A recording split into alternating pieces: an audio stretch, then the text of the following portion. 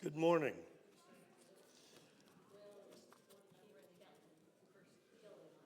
The fog is rolling in, so let's get started. Let's pray before our class. Our Father, we thank you for this day. We thank you for the blessing, the opportunities that it brings. We're thankful for your watch care and guidance over us, your direction that you provide through your word. We're thankful for the opportunity to study and to worship you. May our study and may our worship be such that we demonstrate to you and to those who we try to encourage by our side that we are trying to follow you according to your word. We'd ask your care on all of our number and all that of our knowledge and our acquaintance and our relationships that especially need your care. For those that are specifically mentioned this morning, please watch over Sandy Harris, Kelsey Gislow, Lucretia and Don. Patty Miller, we're thankful for her baptism. We're especially thankful for all the relationship that we have as Christians with each other. We're thankful for the church, and may we always realize the importance of being in the church and encouraging the church, lifting up the leaders of our church in all places. Be with us now as we study. In Jesus' name, amen. Bill, could I ask you to close that door? And yes, thank you. Bill, could you? Bill. We have been talking about trying to imagine ourselves in the shoes of Old Testament and New Testament people. And the scriptures are written down for our instruction, as Paul says in 1 Corinthians 10. They were written down for our instruction. So it's important for us to look at them. And we've got to open it up and make it part of our lives. One of the things that we've talked about, we can understand the scriptures best when we listen as the people in the scriptures once listened. And we will go back about 31 or 3,200 years eventually, and one of the people that we will talk about today. But we can understand the word not by modernizing, but by entering it, getting into it. We've talked about Providence, especially in U.S. history, and what I want us to do when we talk about those things is realize how God worked in the Bible and realize how God may have worked in providing for the impetus in events that we can see in our lives and in history. And I asked a couple of weeks ago or so, and I may ask again, because I've got a couple of young guys in here. How many of you really like history? And I'm going to raise my hand. All right, how many of you can just bear with it? Okay, I just got to get through this class. Maybe not this class, but an American history class or something or other. I would really encourage you who didn't raise your hand to the first question, think about it a little bit. And then my question there, how do we ensure our presence in God's providence? And if we don't recognize God's providence, if we don't look for God's providence in our lives and in lives in the past, how are we going to be in God's providence now and really appreciate it? If we don't try to put ourselves in those shoes, I don't think we can fully appreciate and recognize God's providence. We imagined last week that we were Noah, and we'll review some of that, but then still move on to other things that we can learn from Noah. We looked at 3 different times in Noah's life, 3 different seasons, if you will. One, his call, when God approached him and called him and said, hey, he didn't say hey, but he was going to destroy the world because every thought of man was continually evil. Does that leave anything out? Every thought was continually evil. Think about that. He said, build an ark. Make it this way. All these instructions, and all of these detailed instructions, everything else. And when the animals come, so he told him all of these things. And we talked about, what questions do we have during that time? And as we point out here, Noah's character preceded his calling. What were the three things that really singled Noah out that we talked about last week? Do you remember those? Noah was three different things. Noah was two different things, and he did one thing. He was righteous. He was blameless. And he what?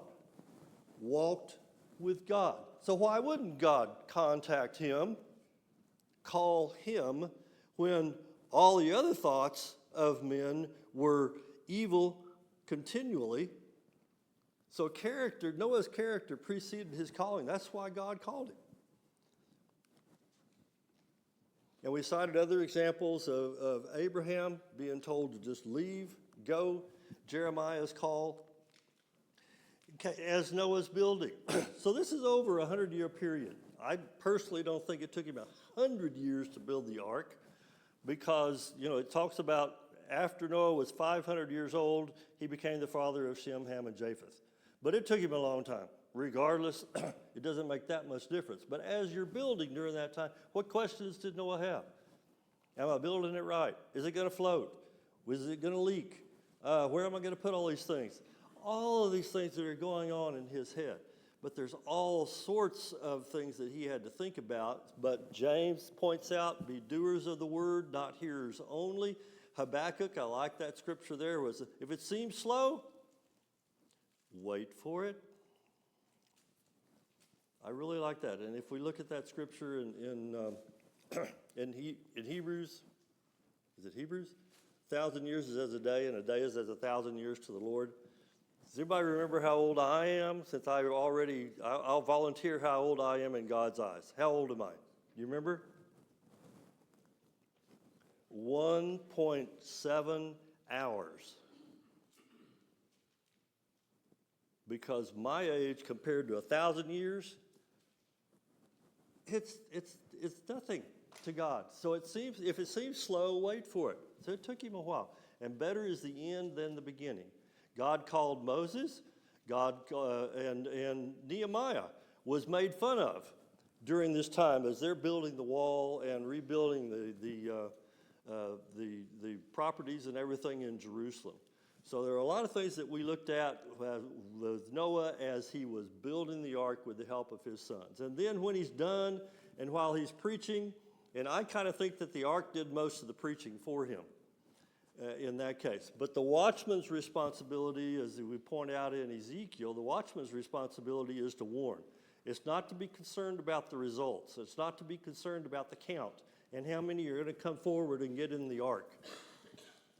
And Jeremiah and Jesus and Paul, we're all seeing them working and preaching and calling and everything else. It's not their concern really for the numbers. We need to be like Noah and follow instructions as we are led.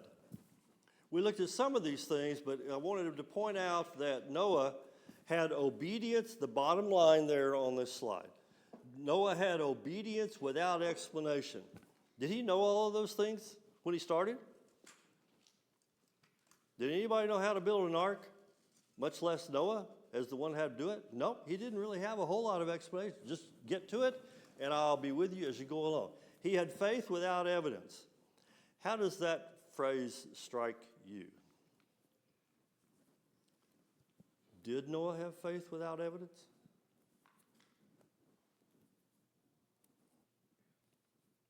Ray's shaking his head, yes. I sort of heard it because I was looking at it.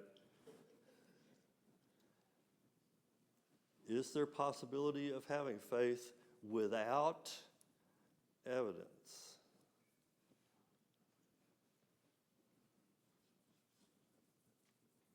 I want to stir the brain. Short answer real quick without dwelling on this is that faith is evidence, isn't it? Faith is the assurance of things hoped for, the evidence of things not seen. The evidence of things that are not explained. Now, does faith have to go with obedience? Is it empty faith if there is no obedience? Absolutely. It's shallow faith if it's not based on the right thing. But faith is evidence, and it moves us to act. And we could talk about that in a whole lot of different ways, but that's Noah. That is Noah. We talked about from providence and history, and then from knowing history. Things that are just led by ambition and self-interest, those projects are not at least usually as successful as those who are based on dependence, especially on God, and obedience, especially to God, and following and working with other people. If you're doing it all alone, did the Mayflower get over here with one person? Well, no, of course. And we talked about those things and how they worked together. They had a compact, and they figured out we're going to be in the wrong place. We're not going to be where we thought we would be. There's not going to be anybody else there. How are we going to work together when we get there? And all of those things put together. So their heart, their obedience, and all these examples that we see in the Bible, they're before results. So we have the faith that works to strengthen our faith. Pretty simple, I think, to put that all together, and Noah's example does that. Noah did not design the plan, he received it. It's kind of like he called a fair catch, and I'm going with it. And it's now my ball, I'm going to do that. He participated, he obeyed. He didn't change the plan. He followed the plan. And Noah's obedience did not cause the salvation of his family. He just followed what God told him to do, and God provided all of those things for him in that case, God's providence. God used the flood as judgment. One of the favorite things I have at my old stage in life, I don't like to put up with things that are less than at least an effort toward excellence. And whether it's kids, grandkids, anything that I do or look around, can we look at things in life that we would like to think are better, should be better? I don't want to put up with those things. I want to find a way where I can affect. I don't want to just sit back and say, well, it's not that important, or it's not that big a deal, or it's not my job, or it's not my place. I want to, if it's important enough, I want to find a way to kind of make it my place. Or make it my, how can I get to help change something? I had 2 or 3 things, and we won't talk about them, of course, but 2 or 3 things this week in different places, through family things and so on, and people stepped in and found a way to say something or so on, and things are better. But if we just put up with those things and say, well, there's nothing I can do about it, or it's just me, we need to think about that in our lives, I believe. And Noah's an example in that case. Were Shem, Ham, and Japheth examples of that? Could they have not followed? Sure, they had the free will to not. I'm rambling while trying to review. So Noah obeyed before results were visible, and we've looked at Simon the Zealot and Matthew, and how Jesus was kind of hard and said, you're going to work together. You have totally different political views and personal views and how you do your life, but 1, follow me, and 2, work together and figure it out. So there's just ways to work and find ways to improve. We got to hear last week, and I want to touch on this. Noah was not called to understand the flood. Could he have understood the flood if he even tried? Could he have understood how to build the ark before he even started? Sure, he could get an idea, or he could kind of lay out a plan, and I don't know if God provided some blueprint or something for him to look at, but we know that Noah had really, really good instructions because it floated, it worked, and all of those things. Do, then know. Another 3 words there. Tell me what you think about that. Are we supposed to do things in life and then know what's going on, or are we only, and remember that word only in front of that, are we only to know before we do? I'm waiting here, so please tell me what you think.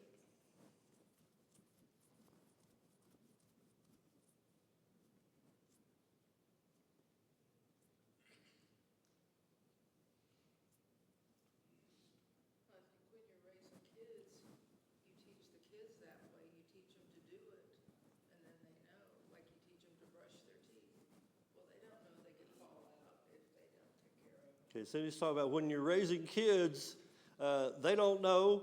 They need to follow instructions. If you tell them to brush their teeth, they need to brush their teeth. So they need to understand that I don't want to have cavities, so that's why I'm brushing my teeth. Is that kind of what you're saying? Do we know, did we know a few years ago when some of us were parents of little kids, how old was I then? Maybe 0.3 hours? But anyway, did we know how to parent? Do we really know how to parent well? When you start playing a sport, do you know everything about the sport? Do you have to follow instructions of a coach? Especially if you want to get off the bench, do you have to follow instructions of the coach? Most things in life, I believe, we're to do, we're to practice, we're to get in there and do things especially before we fully understand it.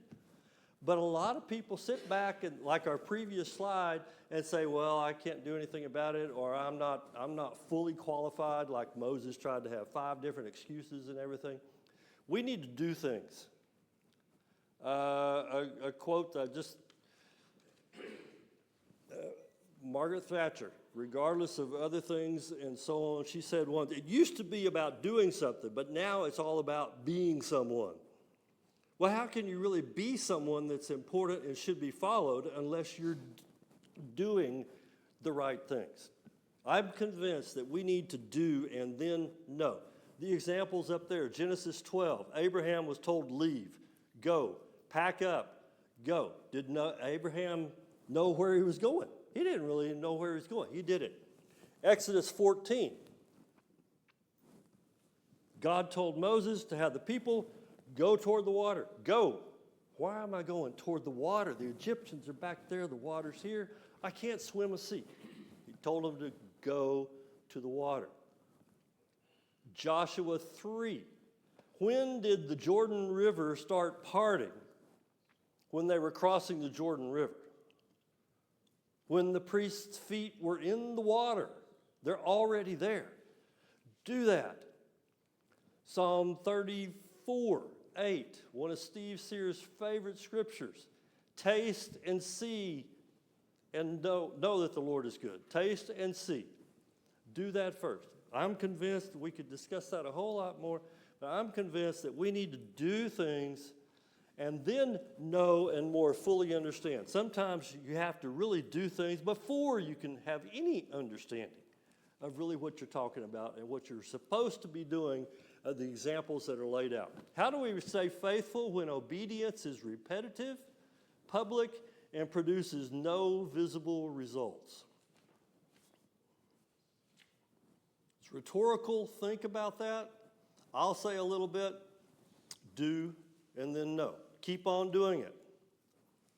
Keep on keeping on. And if it's based on the Word, if it's based on the examples that we're looking at, and the things that are written for our instruction, as Paul says in 1 Corinthians, and as he says in 2 Timothy 3:16 and 17, all those things were written, they're inspired, they're for our instruction. For all of those, just keep on doing it. Keep on doing it. Which of the 3 seasons in Noah's life, or that you would apply to your life, do you think is the hardest?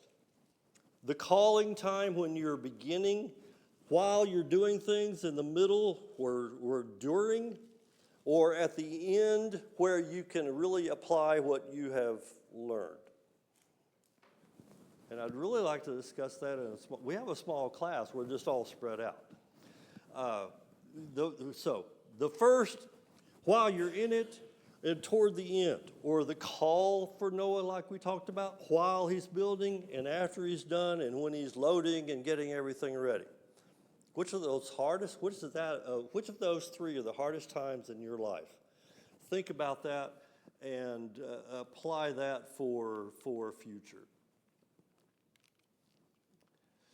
Hebrews 11:7 really sums it up. And the Hebrew writer, when he's talking about Noah, said Noah was warned by God of things not yet seen. We talked about that. They weren't fully explained. He was just told to do it. He did it. He moved with fear. He prepared an ark that he had no clue of what he was doing to start with, and not understanding, really, is it going to float in this barren land? How's it going to float on barren land? That's not going to happen. But he did that because he was told to do it. He did it for the saving of his house. Did he really know that those 8 people would be the only ones on the ark? I don't think so. But he did it. He condemned the world. Did he do the condemning?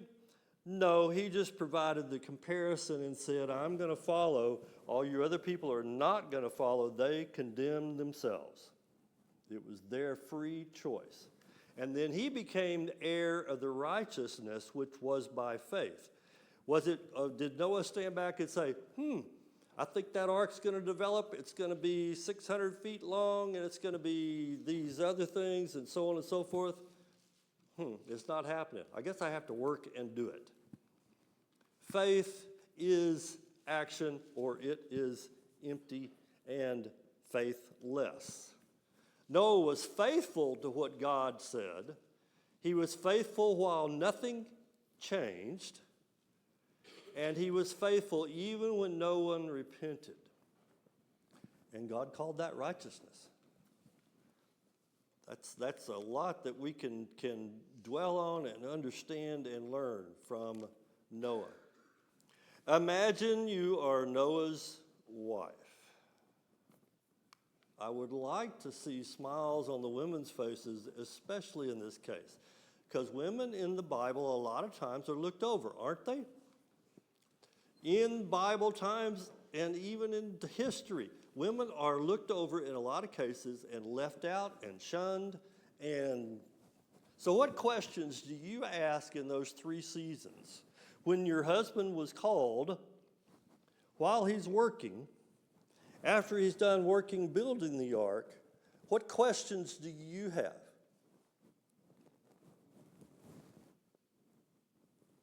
What questions do you have? You're Noah's wife. Think about it. When he was called, I think, what in the world do you think you're doing? What in the world do you think you're doing? You're a lunatic. Okay, do wives ever look at husbands and think they're lunatics? Okay, well, probably we are sometimes. I'd want to know why. Okay, why are you out there doing that?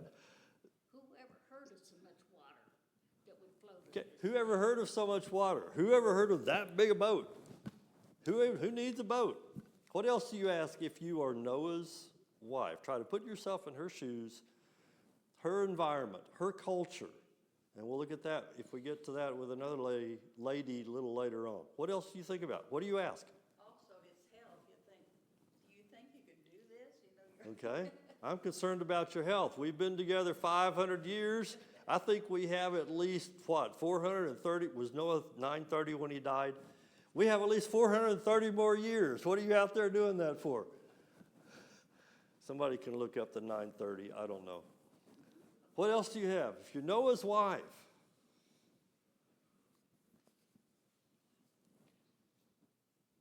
can you put yourself in her shoes? I mean, just think about it. It's really, really different. Noah's wife receives the call secondhand. She's not called from what I can tell, or from what we can see, I don't believe. Her trust is relational through her husband. Her obedience is relational through her husband before there's really a spiritual basis. Is that true? I think that's a logical assumption. I believe, though, that she had to be, since she was married to a righteous and blameless and man who walked with God, that she also probably was righteous, blameless, and walked with God. Leon, you were correct. Yes, sir. 950. 9. You were I said 930. What'd you say? 950. I only missed it by 20 years. That's only what? Maybe a minute or two in God's eyes? Okay, I knew 900 plus. But Noah's wife, I think we can make those assumptions because I don't think God would have called Noah unless he was backed by a spiritual wife. But I think a lot of it had to be because of the culture and everything else. A lot of that had to be because Noah was righteous, blameless, and walked with God. That's why I'm saying I believe the trust was relational first. Okay, when salvation includes her, and she begins to realize this either while the ark's being built or after it's being built and not really seeing a whole lot of approval or participation by other people. When salvation includes her but excludes others, what do you think's going through Noah's wife's mind? There's probably a sadness thinking of. Okay, a sadness. I'm thinking, wow, we did all this. Noah's done this. My husband, my sons, and everything else. We got this right. Nobody's coming. And I think the woman is going to be more emotional about that than the man is. Trying to put ourselves in those shoes and try to realize the gravity, the enormity of what's going on at that time. Of what her husband's been asked to do and what she's doing to support it. Are we going to be the only ones? When the animals start coming, what's going through Noah's wife's mind? Ah! Is that it? Just think about it.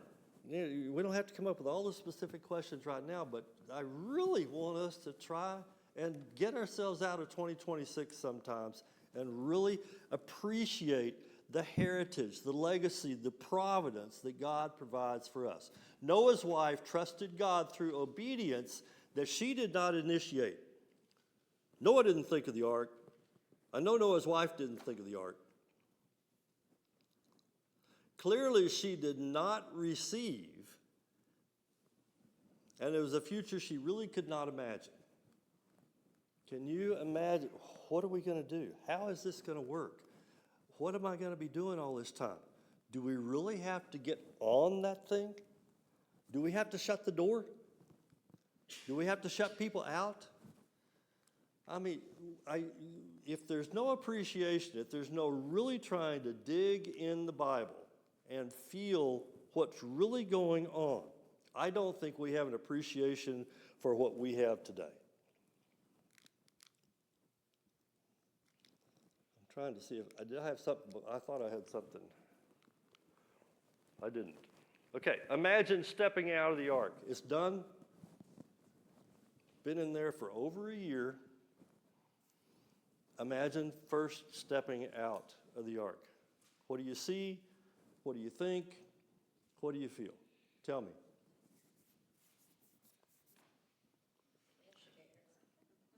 Okay. Fear, scared. Fresh air. Oh, fresh. Okay. Okay. Well, that's true. Fresh air is what LaDonna's talking about. Okay. There is no age requirement for this. So I'm interested in single-digit thoughts, as well as 1.7-hour-old to God. What else do you think of when you're stepping out of the ark? Yes, ma'am. Lane said kissing the ground. Kissing the ground. I can remember, well, Diana told me she spent time in Germany on 3 different exchange trips and so on. She wanted to kiss the ground when she got back to the U.S. And there's nothing bad about Germany, but, that's, you kissing the ground after hey, there is ground. May still be a little wet, but wow. I mean, just imagine. Everybody has descended from those 8 people. Because they followed God. Would God have found a way if Noah and his family didn't do it? Yes. But they're the ones. They are the ones. All of these things. Do you not have relief? I think you do in some ways, But in some ways, it's not, ooh, wow, I got to think about some other things. The silence, the emptiness, no signs of life or landmarks probably. If you think about it, it's a total reset of creation. Everything's got to totally start over. Think about the sky or it's just bare. It's kind of like going out on the plains of Kansas or someplace else and just being able to see and not really see a whole lot. When you think about the weight of survival, try to imagine that. I'm the only one left now. We are the only 8 people on all of God's earth, and the earth has been in existence for at least 1,700 years by that point. We're the only ones left. Sobering mercy, undeserved survival. You can feel that way as a human, right? I mean, they deserved. They worked, they followed God and everything else. Did they deserve to be saved? That's a whole other discussion. And then apply that to today. Are we deserving of salvation? The answer to that is both yes and no.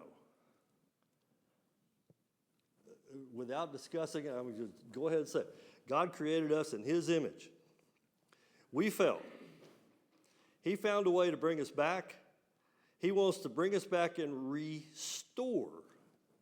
He would not restore what He is not deserving of His restoration.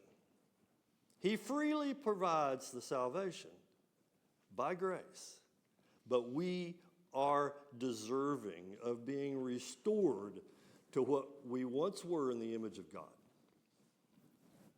Not by our merit, not by our work, but we are deserving of being restored. And Noah and his family were worthy of the salvation that they did by following what God told them to do.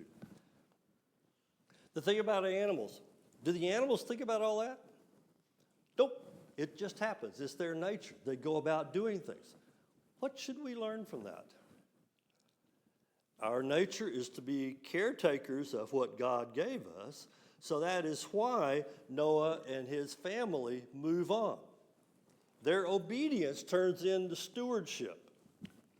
Okay, we're done with that. That stage in life is over. There is now life as we now have it.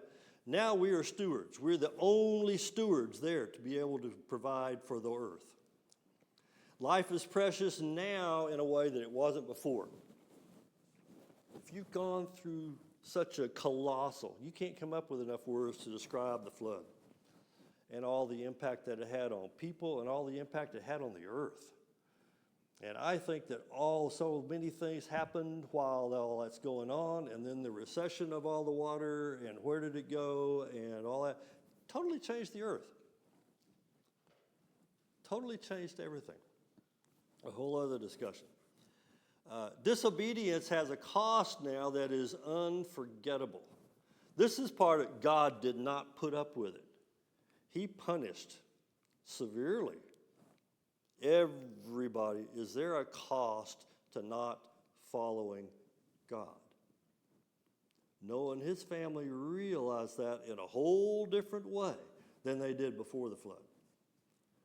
Whoa, this is what God does when every thought of man is continually evil? So mercy feels heavier than judgment. I now have a responsibility. God's put us in charge of the earth. What are we going to do with it? So nothing can be taken lightly again. The reason for the flood is now memory, not a warning. How many times do you have to be told to clean your room before you actually do it? You don't have to answer that question out loud. How many times do I have to clean my room before Diana tells me that I have to? Okay, that's a whole other question. But warnings are nothing unless they have some consequences. Did Noah have a fuller understanding of consequences after the flood? And the answer is obviously yes.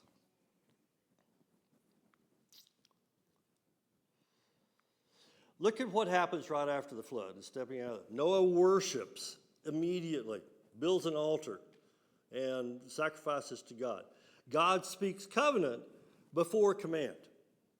God renews the fact, I'm with you, you followed, we're going to work together, I'm not going to destroy the earth anymore, there's going to be a rainbow. The covenant is before command. The covenant in this case is really before work, if you will. Restraint and accountability matter. Is that crystal clear to Noah and his family? There's accountability. What do we do from here on to make sure this doesn't happen again? And new beginnings should be unillusioned and awakened and say, we got to think like God now. We really need to think more like God as opposed to what we have thought before. So all of those things have to do with the stewardship that I think happens with Noah and his family. So how do we remain obedient when God's purposes are bigger than our understanding and outcomes are not yet visible? How do we do that? Short answer, go back and we worship. We have covenant with God that we try to follow, and we realize that accountability matters. So when the outcomes are not really visible, when God's purposes are not really clear, we don't fully understand, we still need to worship, realize the covenant relationship, and keep on doing that. And if it's based on the Bible and we don't fully understand it, just base things on the Bible, try to do that as best we can. We don't have to understand everything because faith is evidence. Faith is evidence. Okay, since God's purposes are bigger than our understanding and outcomes are not yet visible, do we begin to stop even trying to discern them at all? And this could be a whole other fuller discussion and everything else. But we could sit back like most people do in the world today and say, well, I don't really understand God, but I believe in him. And I don't really understand outcomes, and I don't really understand, and maybe I'm not that big, and I really can't really do that much about it, and I'm willing to, does that become faith in our minds? Is that a spiritual passivity? Are we being spiritually passive, or are we really having the type of biblical faith that builds an ark?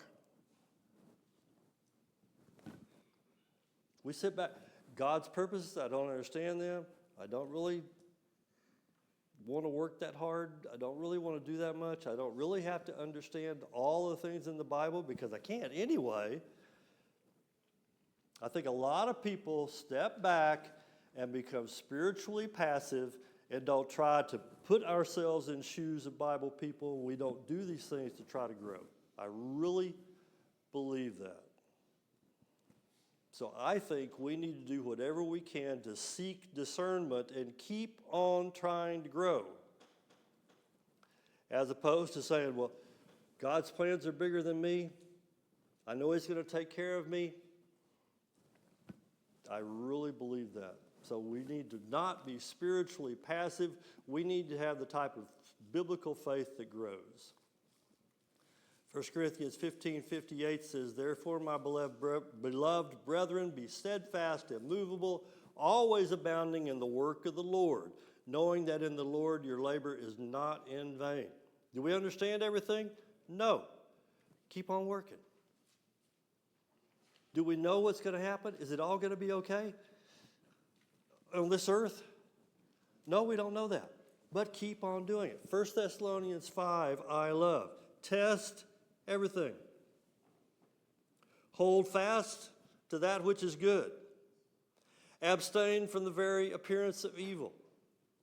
Those are good instructions, aren't they? Can I test everything? Sure I can. Don't try to question it in a way of trying to get rid of it. Is it okay to ask God and question him? Absolutely it is. But do it in faith. Do it in trying to grow. Don't just sit back and say, well, I can't understand, so I'm not going to try to.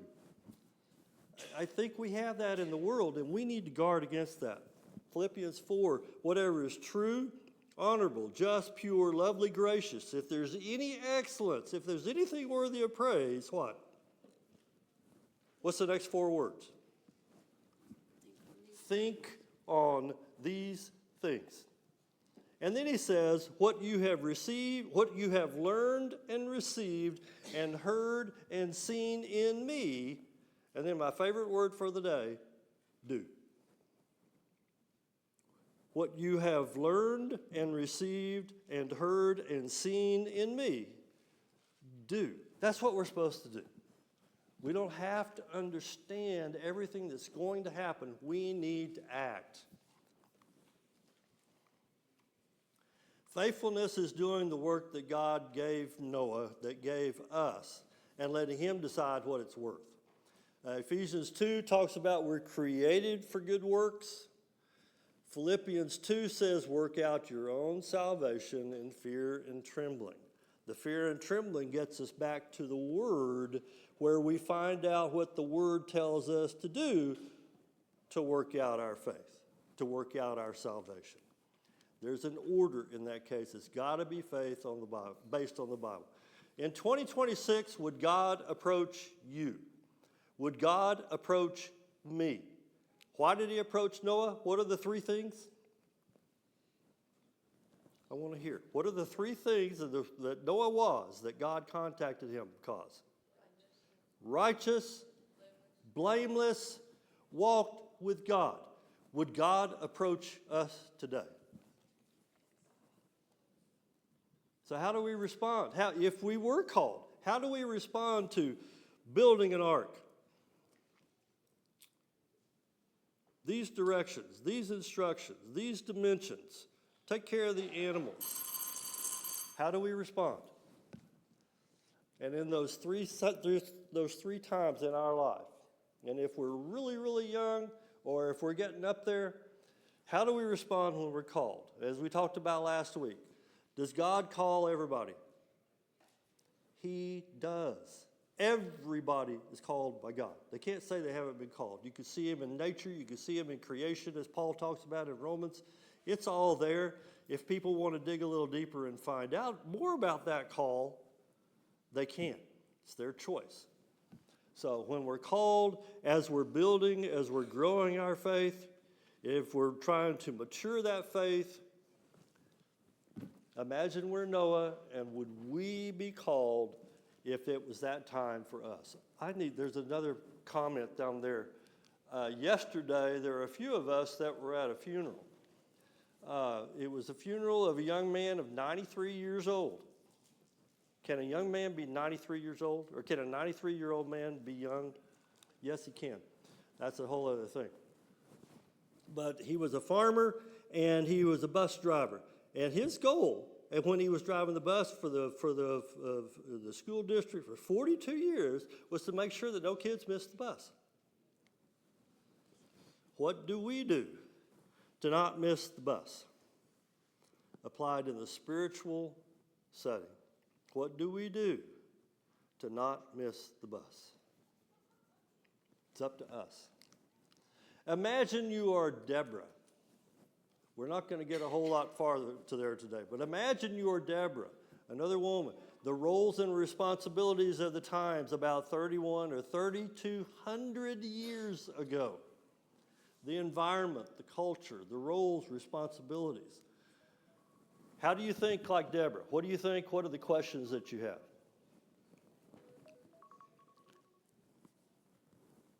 And this is like on a test. It's usually, whatever just pops into your head first is probably the best answer. What do you think of? We have 1 minute. You're Deborah. You know the story? Judges 4 and 5. God evidently calls her. She is judging Israel. She's judging under a tree. The people are coming to her to help get their problem solved and judged. God tells her that they need to go to battle. She contacts Barak and says, okay, get 10,000 men. Barak is hesitant. He says, well, I'll go if you'll go. Deborah says, okay, but you're not going to get much of the credit. In fact, it's going to go to a woman, and this is the things we need to do. I'll go with you, but that's what it is. Now you have 167 hours to think about that. I think my math's right on that one. Imagine you're Deborah, the roles and responsibilities of women, the environment and the culture. Think about that. Thank you.